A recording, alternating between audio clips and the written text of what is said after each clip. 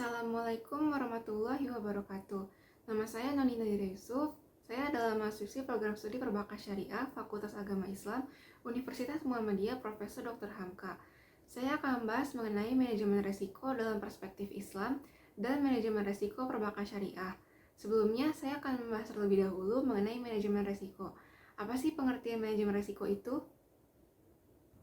Manajemen resiko adalah penerapan fungsi-fungsi manajemen dalam penanggulangan resiko, terutama resiko yang dihadapi oleh organisasi atau perusahaan, keluarga, dan masyarakat. Jadi manajemen resiko mencakup kegiatan merencanakan, mengorganisasikan, memimpin, mengoordinasi, dan mengawasi program penanggulangan resiko. Dalam suatu perusahaan, manajemen resiko atau risk management adalah suatu proses perencanaan, pengaturan, kepemimpinan, dan pengendalian kegiatan organisasi untuk meminimalisir resiko pendapatan perusahaan. Dalam ketentuan Bank Indonesia tentang penerapan manajemen resiko bagi bank umum, terdapat 8 resiko yang harus dikelola bank. Resiko tersebut adalah: yang pertama, resiko kredit. Resiko kredit adalah resiko kerugian akibat kegagalan pihak lawan untuk memenuhi kewajibannya. Resiko kredit mencakup resiko kredit akibat kegagalan debitur membayar kewajiban pada bank, resiko kredit akibat kegagalan pihak lawan untuk memenuhi kewajiban, dan resiko kredit akibat kegagalan proses pembayaran. Yang kedua adalah resiko pasar. Resiko pasar adalah resiko perubahan harga pada posisi portofolio dan rekening administratif, termasuk transaksi derivatif. Perubahan harga terjadi akibat perubahan dari faktor pasar. Yang dimaksud dengan faktor pasar adalah nilai tukar, suku bunga, harga saham, dan harga komoditas. Yang ketiga adalah resiko likuiditas.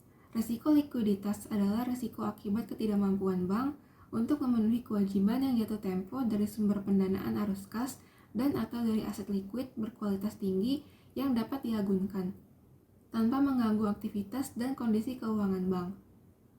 Resiko likuiditas dapat melekat pada aktivitas fungsional pengkreditan, aktivitas treasury, dan investasi, serta kegiatan hubungan koresponden dengan bank lain. Yang keempat adalah resiko operasional. Resiko operasional adalah resiko akibat ketidakcukupan dan atau tidak berfungsinya proses internal akibat tidak adanya atau tidak berfungsinya prosedur kerja, kesalahan manusia, kegagalan sistem, dan adanya kejadian-kejadian eksternal yang memengaruhi operasional bank. Yang kelima adalah resiko hukum.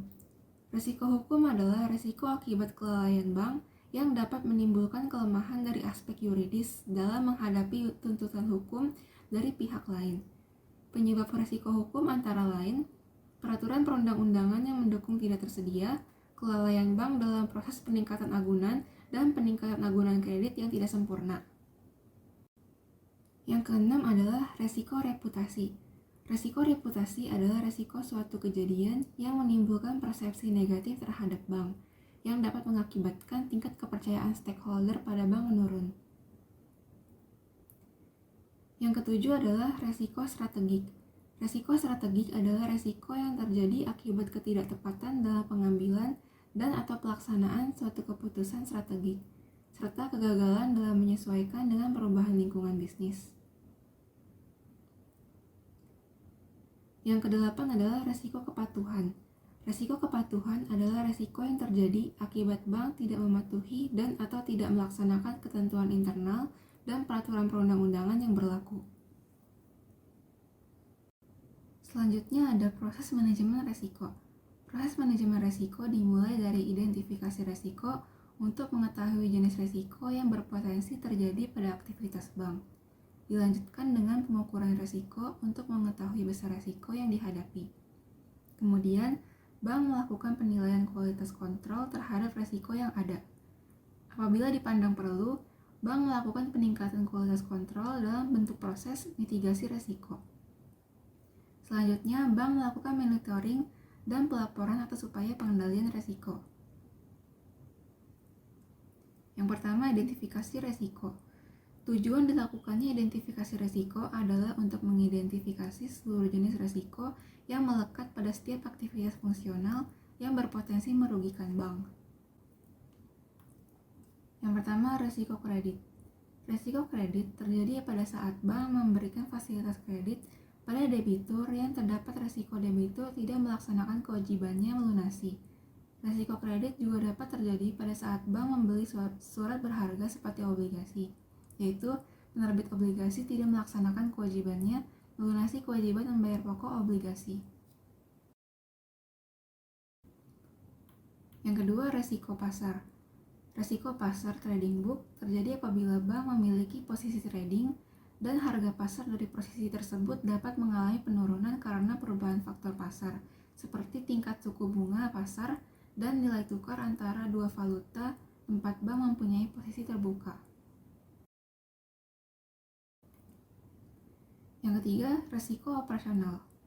Dalam mencapai tujuan dan target, bank melakukan berbagai aktivitas yang menyebabkan bank selalu menghadapi risiko operasional, yaitu apabila terjadi kesalahan dalam proses dalam upaya mencapai target tersebut akibat kesalahan faktor manusia, kegagalan sistem, kesalahan atau tidak berfungsinya prosedur kerja, atau akibat faktor eksternal. 2. Pengukuran risiko. Pengukuran risiko dilakukan untuk mengukur profil risiko bank, dan selanjutnya digunakan untuk memperoleh gambaran efektivitas penerapan manajemen risiko. Yang pertama, risiko kredit. Secara umum, risiko kredit diukur dengan parameter yang disebut dengan EL atau expected loss dan UL atau unexpected loss. Faktor EL ditentukan melalui parameter PD atau probability of default yang dapat diperoleh dari sistem rating internal bank. Yang kedua adalah risiko pasar. Salah satu risiko pasar trading book yang sering digunakan adalah value at risk. Value at risk didefinisikan sebagai jumlah kerugian yang dapat melebihi value at risk pada suatu periode tertentu dengan tingkat keyakinan atau confidence level tertentu. Yang ketiga, risiko operasional. Untuk potensi kerugian terkait risiko operasional, ukuran risiko dapat dinyatakan dalam bentuk estimasi kemungkinan suatu kejadian dan dampak kerugian apabila suatu kejadian operasional terjadi. Masing-masing bank umumnya membuat definisi sendiri mengenai besaran probabilitas dan dampak kerugian tersebut. Yang ketiga, pemantauan dan limit risiko. Sebagai bagian dari penerapan pemantauan risiko, bank menggunakan limit risiko baik secara individual dan keseluruhan atau konsolidasi. Penetapan jenis limit risiko meliputi 1. Limit transaksi, 2. Limit mata uang, 3. Limit volume transaksi, 4. Limit posisi terbuka, 5. Limit kerugian, 6. Limit intrahari, 7. Limit nasabah dan counterparty, 8. Limit pemberian kredit pada pihak terkait, dan 9. Limit industri atau sektor ekonomi dan wilayah. Penetapan limit dilakukan dengan tetap memperhatikan ketentuan Bank Indonesia yang berlaku, antara lain ketentuan tentang kewajiban penyedia modal minimum atau KPMM dan posisi devisa neto atau PDN. 4. Pengendalian risiko. Pengendalian risiko dilakukan bank untuk mengelola risiko tertentu, terutama yang dapat membahayakan kelangsungan usaha bank. Pengendalian risiko dapat dilakukan oleh bank antara lain dengan cara lindungi nilai atau hedging dan metode mitigasi risiko lainnya seperti penutupan asuransi, pembelian garansi, melakukan sekuritas aset, dan menggunakan instrumen kredit derivatif serta penambahan modal bank untuk menyerap potensi kerugian. Selanjutnya yaitu manajemen risiko dalam perspektif Islam. Dalam perspektif Islam, manajemen risiko merupakan usaha untuk menjaga amanah Allah akan harta kekayaan demi untuk kemaslahatan manusia. Nilai-nilai ajaran Islam yang mendasari praktik manajemen risiko sebenarnya sama dengan spirit kewirausahaan yang membentuk karakter wirausahawan, yaitu al-jiddiyah atau kesungguhan, al-indibat atau disiplin, umalah atau pemberdayaan tenaga kerja, dan keberanian mengambil resiko. Apabila dihubungkan dengan etos manajemen, khususnya aspek kewirausahaan, maka keberanian mengeliminir resiko yang didasarkan pada nilai-nilai ajaran Islam tersebut menandakan bahwa pengelola bisnis di dalam ajaran Islam menuntut umat Islam agar menjadi pribadi sebagai wirausahawan sejati. Kemudian ada proses manajemen resiko dalam bank Islam. Manajemen sebagai suatu sistem di dalamnya terdapat unsur-unsur yang saling terkait dan tidak dapat terpisahkan antara satu dengan yang lain dalam rangka mencapai sasaran. Transaksi dengan manajemen sebagai suatu sistem, maka di dalamnya terdapat unsur-unsur sebagai berikut. Yang pertama, unsur perencanaan. Untuk menjaga konsistensi ke arah pencapaian tujuan manajemen, maka setiap usaha itu harus didahului oleh proses perencanaan yang baik. Suatu perencanaan yang baik dilakukan melalui berbagai proses kegiatan yang meliputi: pertama, forecasting. Forecasting adalah suatu peramalan usaha yang sistematis untuk memperoleh sesuatu di masa yang akan datang dengan dasar penaksiran dan menggunakan perhitungan yang rasional atas fakta yang ada. Fungsi perkiraan adalah untuk memberi informasi sebagai dasar pertimbangan dalam pengambilan keputusan. Yang kedua, objektif. Objektif atau tujuan adalah nilai yang akan dicapai atau diinginkan oleh seseorang atau badan usaha. Tujuan suatu organisasi harus dirumuskan dengan jelas, realistis, dan dapat diketahui oleh semua orang yang terlibat dalam organisasi, agar mereka dapat berpartisipasi dengan penuh kesadaran. Yang ketiga, policies. Policies dapat berarti rencana kegiatan atau dapat diartikan sebagai pedoman pokok yang diadakan oleh suatu badan usaha untuk menentukan kegiatan yang terus-menerus. Yang keempat, program. Program adalah sederetan kegiatan yang digambarkan untuk melaksanakan policies. Program itu merupakan rencana kegiatan yang dinamis yang biasanya dilaksanakan secara bertahap dan tidak dapat dipisahkan dengan tujuan yang telah dirumuskan yang terikat oleh ruang dan waktu. Yang kelima, prosedur. Prosedur adalah gambaran metode untuk melaksanakan suatu kegiatan, atau prosedur ialah berbicara tentang bagaimana melaksanakannya. Yang keenam, budget. Budget atau anggaran adalah perkiraan biaya yang harus dikeluarkan dan pendapatan yang diharapkan di masa datang. Unsur yang kedua yaitu pengorganisasian.